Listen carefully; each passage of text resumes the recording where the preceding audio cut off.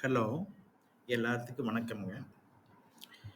இன்னைக்கு நான் மார்னிங்ல என்னோட வியூல ஸ்டாக் மார்க்கெட் இண்டெக்ஸ் லெவல் நான் மார்க் பண்ணி குடுத்துருந்தேன். அதாவது நிஃப்டி 26,160 அப் ட்ரெண்ட் லெவலும், 26,070 டவுன் ட்ரெண்ட் லெவலும் குடுத்திருந்தேன். இது மார்க்கெட் 26,070 பிரேக் பண்ணிட்டு 25,998 வரைக்கும் மார்க்கெட் கீழ வந்ததுங்க. 72 பாயிண்ட் கீழ வந்திருக்கு. இதே மாரி பேங்க் நிஃப்டி 59,580 அப் ட்ரெண்ட் லெவலும், 59,300 டவுன் ட்ரெண்ட் லெவலும் நான் மார்க் பண்ணி குடுத்திருந்தேன்.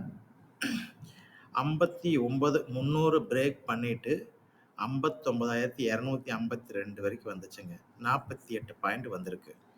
சென்செக்ஸ் 85,520 அப் ட்ரெண்ட் லெவலும், 85,280 டவுன் ட்ரெண்ட் லெவலும் மார்க் பண்ணி குடுத்திருந்தேன்.